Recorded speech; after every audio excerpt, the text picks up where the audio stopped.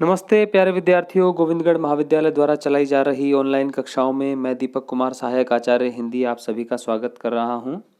और आप जानते हैं कि हम बीए द्वितीय वर्ष में बिहारी जी के दोहों का अध्ययन कर रहे हैं। आज 8वीं कड़ी में हम बिहारी जी के कुछ अन्य दोहों का अध्ययन करेंगे। एक दोहा जो भक्ति रस में डूबा हुआ दोहा है, उसकी हम बात करते हैं।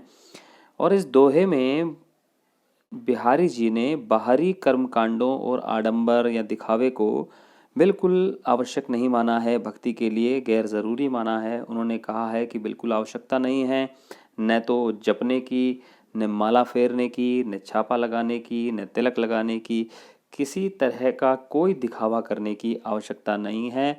इस दिखावे से भक्ति करते हुए कोई भी एक काम भक्त का नहीं बन सकता है। भक्त को यदि अपने मन में वह भगवान के प्रति सच्ची निष्ठा रखता है, सच्ची श्रद्धा रखता है, तभी भगवान उसके सभी कार्य पूर्ण करते हैं। इसके अलावा माला जपने से या छापा या तिलक लगाने से किसी प्रकार का कोई भी काम सफल नहीं होता है। एक भी काम ईश्वर सफल नहीं करता है। मन कांचे नाचे वृथा, सांचे रांचे राम। जिसका मन कच्चा होता है, कांचे का मतलब यहाँ कच्चे से है, जिसका मन कच्चा होता है उसका मन हमेशा व्यक्ति को व्यर्थ ही नचाता रहता है। नचाता रहता है का मतलब है वह विषय वासनाओं में डूबा रहता है और ऐसे कार्यों में लगा रहता है जिससे ईश्वर से वह सदैव दूर रहता है। तो जिसका मन कच्चा होता है वह सदैव व्यक्ति को विषय वासनाओं में डुबोए रखता है। सांचे रांचे राम। राम तो उसी को प्राप्त होते हैं जो सच्चे मन से, पूरी निष्ठा से, पूरी ईमानदारी से, पूरे भक्ति भाव में डूबकर जब मन से कोई राम का स्मरण करता है तो राम भी उस पर मुग्ध होते हैं, उस पर अपनी कृपा करते हैं और उसके सारे कार्य सफल कर देते हैं। तो यहाँ पर उन्होंने भक्ति भाव में किसी प्रकार के दिखावे, आडंबर या कर्मकांड को आवश्यक नहीं माना है। चलिए अगले दोहे की बात करते हैं। ये दोहा इनका श्रृंगार रस का दोहा है और इसमें वियोगजन्य जो रति है उसकी अभिव्यक्ति हुई है। देखिए क्या कहा गया है। ये अतिशयोक्ति अलंकार का एक बहुत महत्वपूर्ण उदाहरण है बिहारी जी का, जिसमें उन्होंने कहा है कि औंधाई सीसी सुलखी बिरह वरन बिललात। कोई नायिका है जिसका सारा शरीर विरह से व्याकुल हो रहा है, विरह में जल रहा है। असल में यहाँ बिललात शब्द का मतलब है जलन होना। विरह से जिसका सारा शरीर जल रहा है, ऐसी नायिका के शरीर पर औंधाई सीसी सुलखी। ऐसी नायिका के शरीर को जब नायिका की सखियों ने देखा कि इस नायिका का जो शरीर है वो विरह में इतना व्याकुल हो रहा है, इतना जल रहा है, इतना तप्त हो रहा है, इतना तप रहा है, तो क्यों न इसे कुछ आराम प्रदान करने के लिए, इसे विश्रांति देने के लिए सखियों ने क्या किया कि उन्होंने गुलाब जल उठाया और उसकी शीशी को बड़ा ध्यान से देख करके नायिका के ऊपर उल्टा या उंडेल दिया। समझ रहे हैं? जब भी हमारे कहीं जलन होती है, शरीर में कहीं आग लग जाती है या आग की अग्नि से कहीं हमारा शरीर जल जाता है या हाथ वगैरह पर कहीं चोट लग जाती है, तो उसको गुलाब जल से ठंडा करने का प्रयास किया जाता है। तो ऐसा ही नायिका की सखियां कर रही हैं। उन्होंने देखा कि जब विरह में व्याकुल होती हुई नायिका का शरीर तप रहा है बहुत तेजी से, बहुत तीव्रता से, तो उन्होंने ये प्रयास किया कि क्यों न गुलाब जल लेकर के इसके शरीर पर डाल दिया जाए ताकि इसे कुछ शीतलता प्राप्त हो। लेकिन होता क्या है? होता यह है कि बीच ही सूख गुलाब गो। जो गुलाब जल है वह बीच में ही सूख जाता है, बीच में ही सूख जाता है। ऊपर से जैसे वो डालती हैं और नीचे आता ही नहीं है, उससे पहले ही वह वाष्प बन करके उड़ जाता है।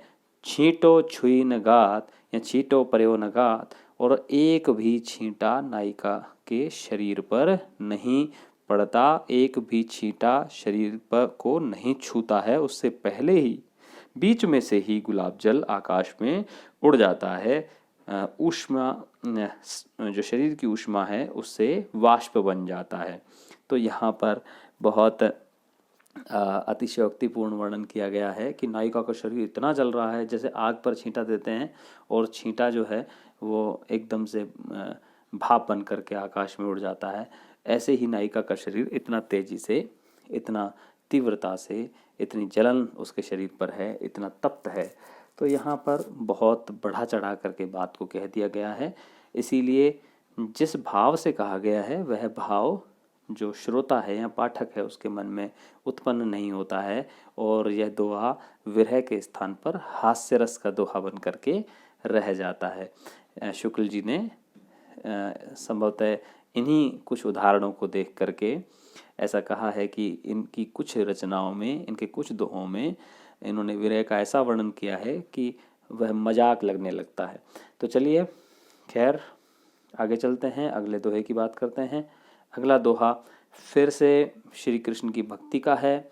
तो यहाँ पर भक्ति रस का दोहा है। देखिए क्या कह रहे हैं इसमें कि तजी तीरथ हरि राधिका तन दुति करी अनुराग। तजी तीरथ, यहाँ पर भी तीर्थाटन को उतना महत्व नहीं देते हैं। ये तीर्थ जाना और गंगा में नहाना, जैसा कि नाथ पंथ के जो योगी थे गोरखनाथ, उन्होंने कहा कि गंगा के नहाए कहो को नर तरिगे, मछली न तरी जाको घर पानी में है। तो भाई गंगा में नहाने से भला किसका उद्धार हुआ है? अगर ऐसा होता तो मछलियों का तो उद्धार ही हो गया होता, जो सारे समय गंगा के जल में ही रहती हैं।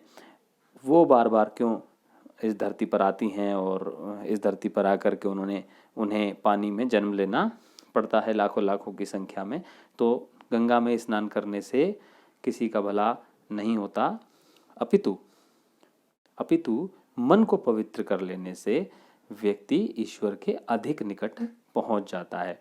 तो यहाँ पर भी कहा गया है कि तजी तीर्थ, तीर्थ को त्याग दो। तजी तीर्थ का मतलब है तीर्थ को त्याग दो और क्या करो? हरि राधिका, यानी कि कृष्ण और राधिका के शरीर की जो द्युति है, जो प्रकाश है, चमक है, उससे करो अनुराग। यदि प्रेम करना है तो तीर्थों पर जा करके तुम्हें भगवान की प्राप्ति नहीं होगी। अगर तुम्हें प्रेम करना है तो श्री कृष्ण और राधिका के सुंदर स्वरूप से अनुराग कीजिए। जिहि ब्रज केलि निकुंज मग, पग पग होत प्रयाग। जिनके द्वारा ब्रज में क्रीड़ा की गई, ब्रज में लीलाएं की गई, और निकुंज मग, और जो झुरमुट हैं वृंदावन के, उन झुरमुटों के मार्ग पर जिन्होंने पैर रख के, पग पग मतलब जिन्होंने अपनी क्रीड़ा करते हुए जब वृंदावन के झुरमुटों में पैर रखे, तो पूरे झुरमुट, पूरे निकुंज, पूरा वृंदावन क्या हो गया? प्रयाग हो गया, इलाहाबाद हो गया, या प्रयागराज हो गया। ऐसा स्थान हो गया जहाँ गंगा जमुना सरस्वती तीनों मिल जाती हैं और पवित्रता जिसका स्वभाव हो जाता है। तो यहाँ कहने का तात्पर्य यह है कि कवि कहना चाहते हैं कि प्रयाग जाने की ज़रूरत नहीं है, तीर्थ जाने की ज़रूरत नहीं है। केवल यदि वृंदावन में जाकर के या वृंदावन में नहीं जाकर के भी श्री कृष्ण और राधिका के स्वरूप को यदि मन में पूरी निष्ठा से, पूरे मन से, पूरी भावना से यदि उसका स्मरण किया जाए, भगवान का जो है कीर्तन किया जाए, उसकी वंदना की जाए, तो भगवान हमारे मन को भी, जैसे उन्होंने वृंदावन के प्रत्येक मार्ग को प्रयाग बना दिया, ऐसे ही हमारे मन को भी पवित्र कर देते हैं। तो ये एक सुंदर भक्ति रस का दोहा है जिसमें इन्होंने बहुत श्रेष्ठ भक्ति भावना व्यक्त की है। चलिए आज की कक्षा को विराम देते हैं। बहुत बहुत धन्यवाद।